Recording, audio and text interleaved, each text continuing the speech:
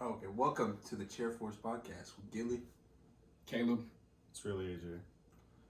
And Chava's here in spirit. Yeah, Chavis here in spirit. He's always here. Yeah. So, topic today. Been a while since we yeah, did. it's been a while, man. How does it it, feel? it feels weird to look at the camera. Yeah. Just gonna look away. What it means to be a man. Part one. Part one. Mm-hmm. You want to go? You I started mean, off, man. Because I feel like like that saying, or be a man. It kind of gets thrown around a lot.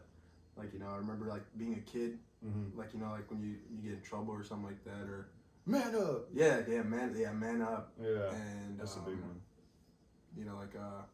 I guess like I was just gonna go around and ask you guys like what it means to you, because all that's super subjective, Yeah. and I guess like what it means to society. Because I feel like when people say be a man, it just means like don't cry, take care of your family.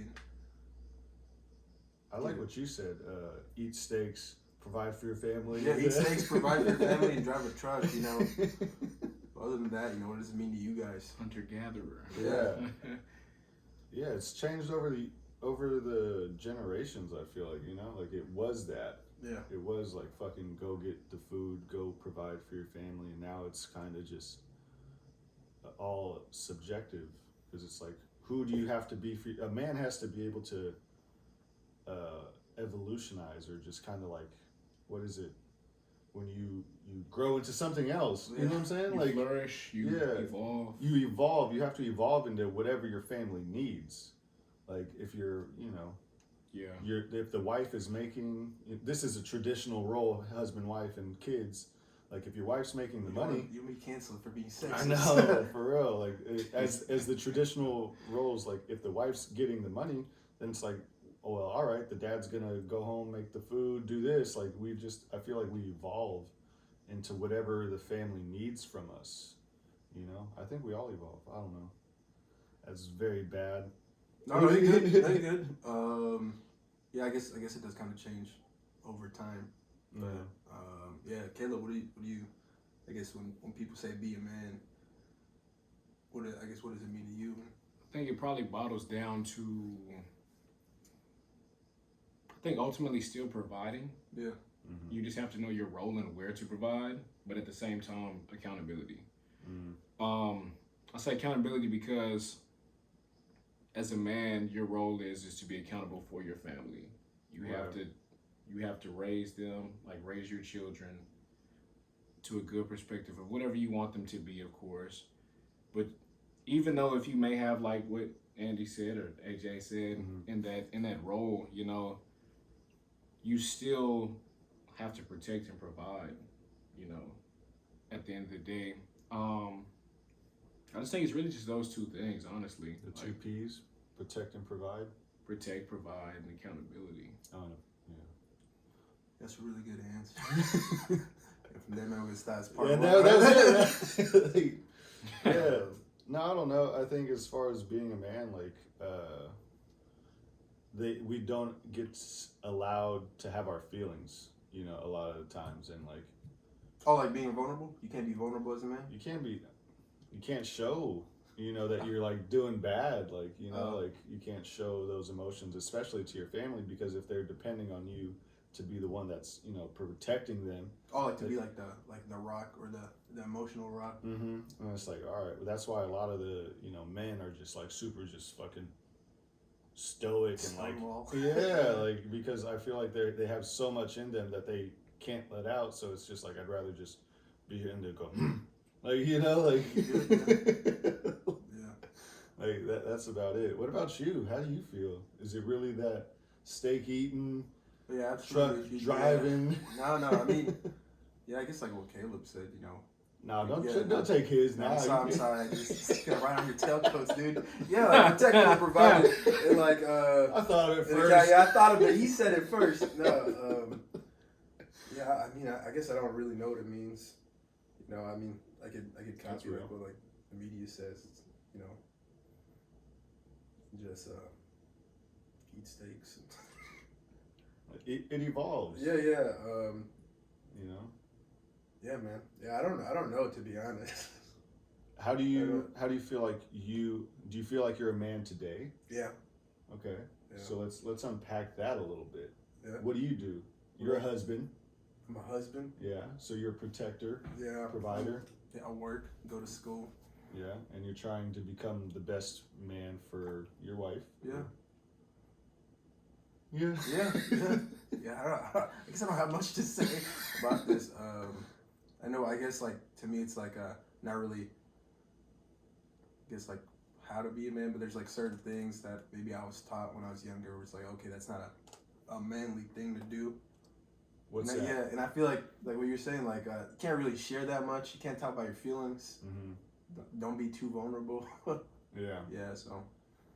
What is it? 50 Cent said in like Get Rich or Die Trying, it was like, don't show him love. Love will get you killed, like type of thing. Yeah. Like I don't know. Like I was like 10 or 12, and I was like, what?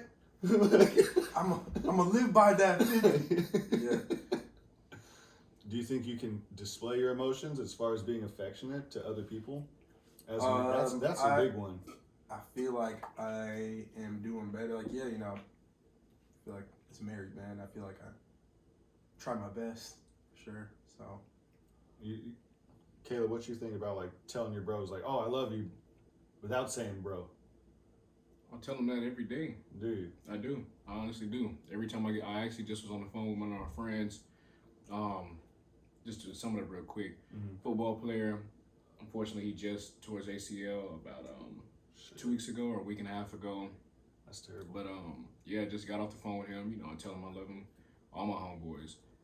I think in all honesty, and that's where part of it, like you said, adapting and progressing. Mm-hmm. As a man, it's okay to show your emotion. Mm-hmm. I believe it's okay, but you have to also mediate it. You can't overexpose your emotion. Right. Because at that point, anybody, if you overexpose your emotion, is considered weak or vulnerable. Right. You can take advantage of them. Mm-hmm. And of course, as a man in that position, if your children see you cry, of course, that's okay. You're human. Mm-hmm. We're all human. We all have emotion. Yeah. But just knowing when to hold it in and when to really let it out. Yeah. You know what I'm saying? I remember when my grandmother passed, my father didn't cry. Mm-hmm. And I found it so interesting. He just sat there. Everyone was crying. My brother cried. I cried. Of course, Grandpa, but my dad did not cry. Mm. And I found that to be strong. Like, I don't know if he did it from emotionally because he really just didn't want to cry. Right. Or if he was just holding in to be strong. But it is those little things psychologically, you're just like, it makes you want to embrace. Mm-hmm. What did you think in that moment when you saw that he didn't cry? Did you think you said he was strong? And you're like, oh man, like why am I crying? Like kind of Not necessarily. Mm-hmm. More of just like, wow, to know this man's mother passed away. And he's still just, he may have cried when no one was around, but Mm-hmm. just to have that presence and that strength. Yeah, because at some point, somebody's got to do it. And I don't necessarily feel like that means a man, but just a strong individual. Because, Yeah. I mean, a woman could do it too, Yeah.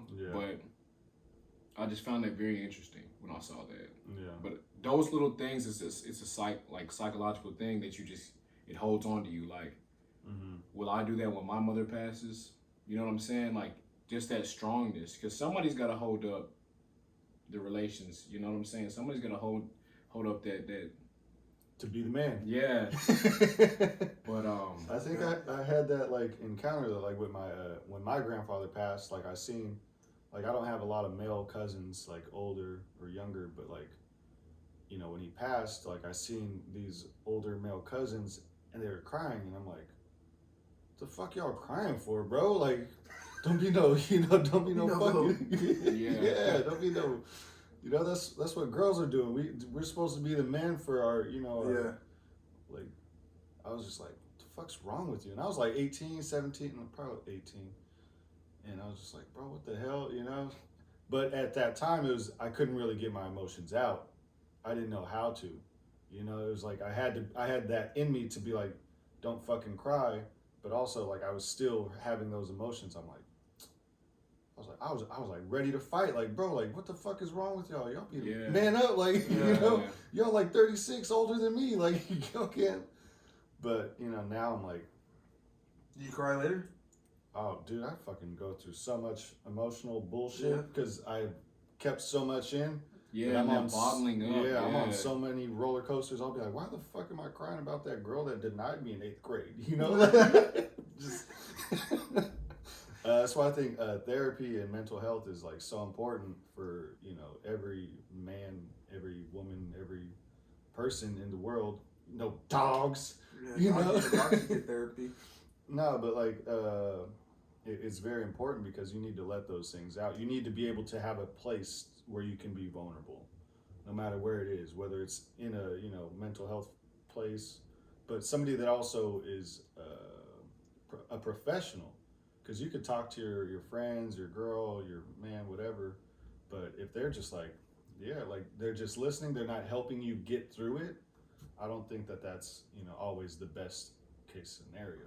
It's good to let your emotions out, but you need somebody that's like, all right, well, maybe this happened because of this, and like, this is how you're feeling, and you're like, damn, all right, something to help you with instead of just letting it all out. But that's my perspective. I didn't mean to cut off your story. Oh no, you're good. You're good, Just man. had seen an opportunity to jump in, No, man, I just keep that all bottled in. It's gonna explode one day. No, I'm just playing. It did for me, dude. Like it really did. Like I felt numb. Like just I would feel fucking numb, and that's why like I drank. That's why like I would fucking do wild shit, like to feel something. I was like, fuck. And I think tying into what you're saying too is going back to what I was saying before. Like you choosing to bottle in these emotions is a part of what I was talking about with accountability. So Yeah. Of course, if you choose to, a lot of times men, like you said, they feel to hide and just, cover their emotions, and then at some point finally let it out, and they take these different paths. Mm-hmm. And that's where accountability comes in, because, you may show to your family you're very strong, you don't cry, this, that, and the third, but behind closed doors, you're getting drunk constantly. Yeah. You're doing drugs, or you're doing whatever it is to try and escape that. Yeah. You have to be accountable and responsible for your family still. Mm-hmm. Because at the end of the day, are you really doing the right thing still? Right. Just because you're not showing emotion, Right. is that the right thing? I didn't think about that. That's a great thing, accountability still. Like being accountable for yourself. Like what is wrong with you? You got to be able to say like, no, this isn't right. Yeah, like I should be able to show my emotions. And that's exactly why, going back to, I'm glad you said it, but like saying I love you, I tell my homeboys every time I get off the phone with them. Mm-hmm. I got seven, 8 homeboys back home. I call them every day, or at least once each week. I call all of them. If I can get a hold of them, it's cool, of course. Call them next week. Yeah. But after every call, man, because you never know when you'll see somebody again. Right. So it doesn't matter if you're a male or female or whatever, man. Love is love, man. Right. You got love for people. Sometimes you got to get off that high horse, man, and that's a part of being a man. Yeah. If you're walking past somebody and they bump you, do you have to go fight them? Right.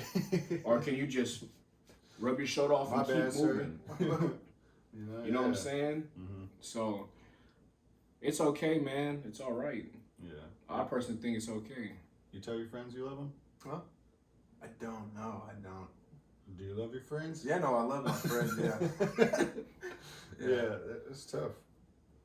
Are you gonna try? Yeah, I'll probably try after the day. Just call them. Hey, I love you guys. Who is Yeah. this? Who's this, man? I'm your friend, dude. You haven't talked to me in a while. Well, I love you, man. Yeah, maybe I'll give that a try. I mean, I talk to my brother. I love him and stuff like that. So. Yeah, it's really tough. Yeah. I think it just depends on the relationship. Like, don't tell it if you don't really feel it. But you never know when somebody's gonna pass, and that's like the craziest thing. That's part 1. We'll catch y'all on the next one, part 2. It's really AJ. Gilly. And Caleb. Okay. It didn't work.